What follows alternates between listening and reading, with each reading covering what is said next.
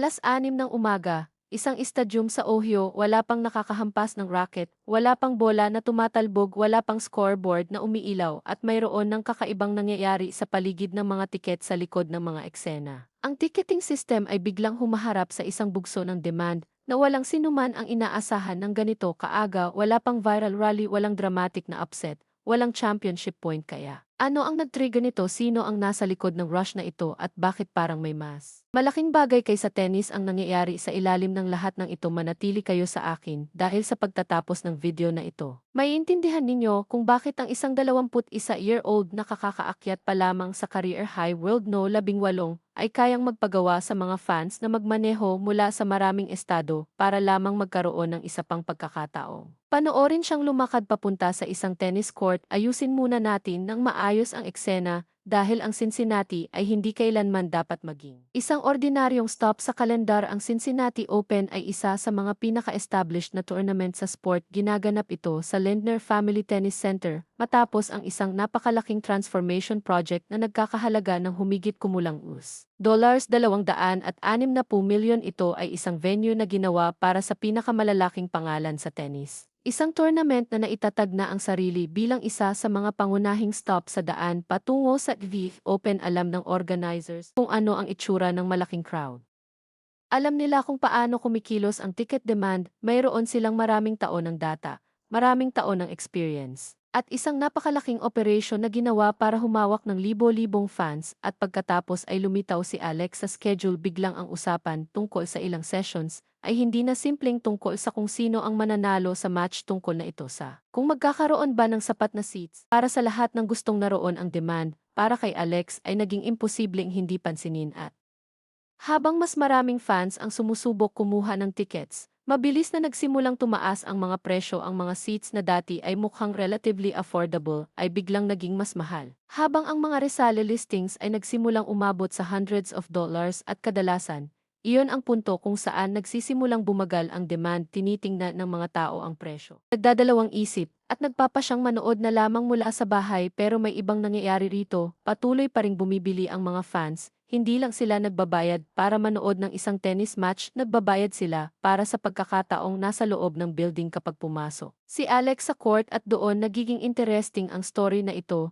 dahil ang pinakamalaking tanong ay hindi talaga kung magkano ang halaga ng tickets. Ang tanong ay kung sino ang willing na magbayad nito. Tumingin tayo sandali sa labas ng stadium, tumingin tayo lampas sa Ohio. Ang mga taong pumupunta para kay Alex ay hindi nanggagaling sa iisang neighborhood o kahit sa iisang city. Sila ay nagmumula sa iba't ibang states, iba't ibang bansa, at sa buong generations ng Filipino families na nagtayo ng kanilang mga buhay malayo sa lugar kung saan sila nagsimula. Para sa marami sa kanila, ang tennis ay hindi naman kinakailangang sport na kinalakihan nilang sinusubaybayan. Ang ilan ay unang nakilala si Alex at pagkatapos ay dumating ang tennis. Mahalaga ang distinction na iyon dahil kapag ang isang player ay nakaka-attract ng mga taong hindi dating regular na tennis fans, hindi na ordinaryong sports fandom ang pinag-uusapan na natin ang isang taong nagiging cultural connection. Ang isang young athlete na libo-libong milya ang layo ay biglang kayang gawing parang strangely familiar ang isang stadium. Lumalabas ang mga flags, nagsasama-sama ang mga pamilya, ang mga magkakaibigang ilang buwan o kahit ilang taon na hindi nagkikita ay biglang gumagawa ng mga plano at biglang nagiging destination ang isang tennis tournament. Mas lalong nililinaw ito ng mga stories mula sa fans ni Alex na document ni Colin Salo ang ilang remarkable examples ng Filipino supporters na partikular na nagtatravel para makita siya. Isang grupo ng magkakaibigan na nakatira sa iba't ibang bahagi ng United States. Ang ginawa pa nilang yearly reunion na isang trip na nakabase sa schedule ni Alex. Hindi sila nagkikita sa mga usual vacation destinations, nagkikita sila kung saan naglalaro si Alex. At pagkatapos ay may isa pang story na mas mahusay na nagpapakita ng level ng dedication kaysa halos anumang statistic. Matapos mapanood si Alex na magkompite sa Toronto, isang fan ang naiulat na bumalik sa kanyang sasakyan at nag-drive ng humigit kumulang 8 oras papuntang Cincinnati para sa isa pang pagkakataong makita siyang maglaro. Isipin ninyo iyon, sandali, 8 oras sa kalsada para sa isa pang tennis match. Hindi dahil Grand Slam final iyon, hindi dahil may legendary rivalry na nagaganap, dahil si Alex ay naroon. At marahil ang pinakamahalagang bahagi ay naiintindihan mismo ni Alex kung ano ang kinakatawan ng mga tickets na iyon. Nagsalita na siya tungkol sa mga sacrifices na ginagawa ng Filipino fans para suportahan siya. lalo na ang mga nakatira at nagtatrabaho malayo sa Philippines, alam niya na para sa maraming pamilya. May purpose ang pera na pupunta ito sa rent, bills, mga kamag-anak na nasa bahay, mga anak at magulang, at sa mga everyday responsibilities kaya kapag may taong piniling gastusin ang bahagi ng perang iyon sa tiket para mapanood siyang maglaro. Naiintindihan niyang hindi lamang ito isang ordinaryong sale sa box office, may personal na sacrifice sa likod nito at iyon ang dahilan kung bakit ang atmosphere sa paligid ng kanyang mga matches ay maaaring maging napaka-emotional. Ang sigawan ay hindi lang tungkol sa isang point, ang mga flags ay hindi lamang decoration at ang mga taong nakaupo sa mga seats na iyon ay hindi naman kinakailangang naroon dahil bigla silang naging expert sa tennis strategy. Naroon sila dahil may nakikita silang pamilyar. Kay Alex, nakikita nila ang isang taong kumakatawan sa isang bansa, isang community, at isang journey na personal na naiintindihan ng marami sa kanila at nagsimula na ring mapansin ito ng ibang bahagi ng tennis world. Kinilala ni Coco Gauff ang bagong demographic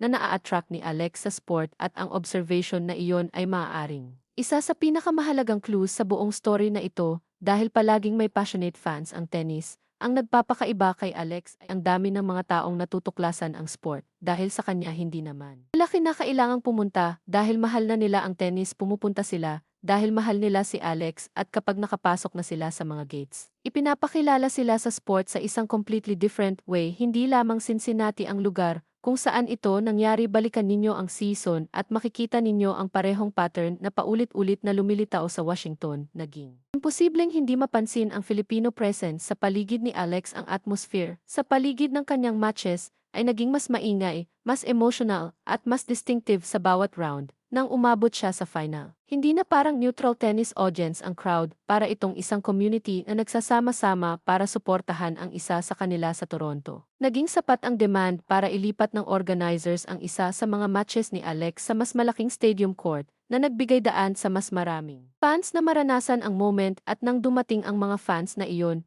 unmistakable ang scene, Philippine flags na pumupuno sa mga sections ng stands, supporters na sumisigaw ng kanyang pangalan, at isang atmosphere na completely different mula sa tahimik at restrained environment na iniugnay ng maraming tao. Sa professional tennis, napansin din ito ng kanyang mga opponents. Personal na naranasan ni Jessica Pegula ang atmosphere sa paligid ni Alex sa Washington habang nakita rin ni Belinda Bennett kung ano ang nangyayari kapag libo-libong passionate Filipino supporters ang pumupunta para sa isang player. Hindi maliliit na details ang mga ito, evidence ang mga ito na may nagbabago sa paligid ni Alex saan man siya pumunta at pagkatapos ay dinadala ng Cincinnati ang pattern na iyon sa mas mataas na level dahil ang Cincinnati ay hindi lamang isa pang tournament, isa itong major guilty, isang libo event na may napakalaking international audience at ang demand sa paligid ni Alex ay dumarating bago pa man mangyari ang match. Iyan ang dahilan kung bakit napaka-fascinating ng story na ito. Hindi kailangang manalo ng isang player sa tournament para magkaroon ng impact sa tournament. Ang kanyang economic at cultural value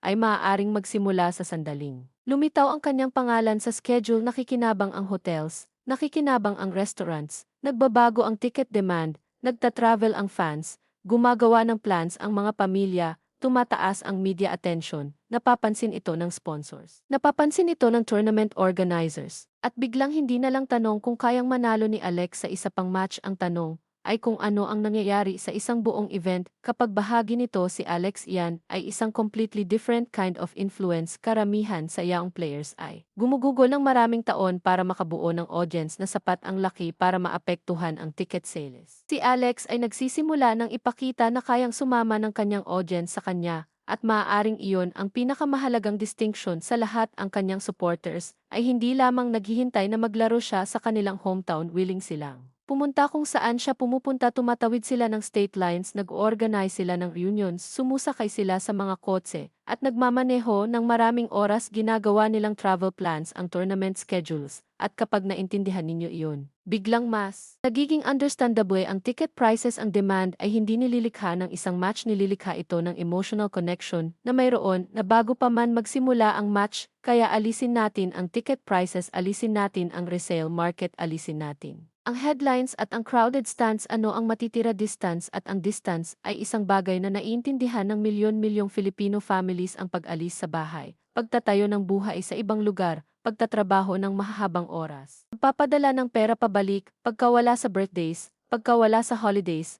pagkawala sa ordinaryong moments kasama ang mga taong mahal mo, pagdadala ng iyong culture habang nag-a-adjust sa isang completely different place at pagkatapos. Isang araw, makikita mo ang isang taong mula sa iyong bansa na nakatayo sa isang international stage. Nakikipagkompite laban sa ilan sa pinakamalalaking pangalan sa mundo, biglang parang mas maliit ng kaunti ang distance na iyan ang kinakatawan ni Alex. Para sa marami sa mga supporters na ito, binibigyan niya sila ng dahilan para magsama-sama. Dahilan para isuot ang flag, dahilan para sumigaw kahit karaniwan ay tahimik lamang silang nakaupo, at marahil higit sa lahat. Dahilan para makaramdam ng connection sa isang bagay na akala nila ay iniwan nila, libo-libong milya ang layo, iyan ang dahilan kung bakit mahalaga ang 8-hour drive, iyan ang dahilan kung bakit mahalaga ang reunion, iyan ang dahilan kung bakit ang mga taong hindi kailanman nagkaroon ang pakialam sa tennis ay biglang natututo ng score, natututo ng rankings, at pinaplano ang kanilang weekends ayon sa tournament schedule. Hindi lang sila nagiging tennis fans, nagiging bahagi sila ng isang community na nabuo sa paligid ni Alex, at ang community na iyon ay lumalaki bawat tournament ay nagbibigay dito ng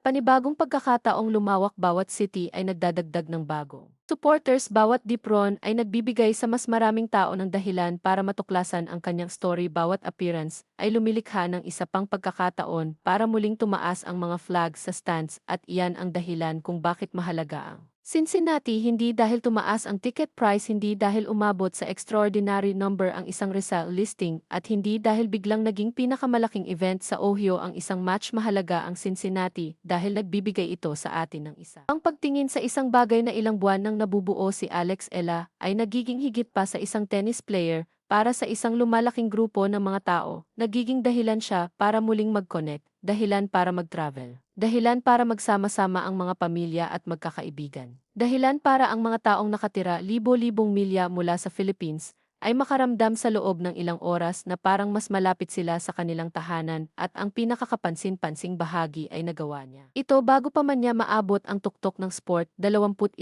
years old siya, naabot na niya ang career high world number 18, nakikipagkompite siya laban sa pinakamagagaling na players sa mundo, at gayon paman ang story sa paligid niya ay hindi na lamang tungkol sa rankings, tungkol ito sa nangyayari kapag pumapasok siya sa isang city, tungkol ito sa mga taong biglang nagsisimulang magplano ng trips, tungkol ito sa mga flags na lumilitaw sa crowd, tungkol ito sa mga fans na tumatangging hayaan ang distance na pigilan sila na makapunta roon. Kaya sa susunod na makakita kayo ng headline tungkol kay Alex Ella na nakaka-attract ng napakalaking crowd, huwag ninyong tingnan ang number lamang, tingnan ninyo kung sino ang nakatayo sa loob ng crowd na iyon. Tingnan ninyo ang mga pamilyang nag-travel, tingnan ninyo ang mga magkakaibigang ginawang tennis trip ang kanilang reunion, tingnan ninyo ang fan na nag-drive ng 8 oras para lamang sa isa pang match, tingnan ninyo ang mga taong natuklasan ang tennis dahil una nilang natuklasan si Alex, dahil doon na roon ang tunay na story. Hindi lamang ito tungkol sa pagpuno ng mga seats sa Cincinnati, tungkol ito sa isang community na nakakalat sa mga karagatan, states, at generations na nakakahanap ng common reason para magsama-sama, isang flag,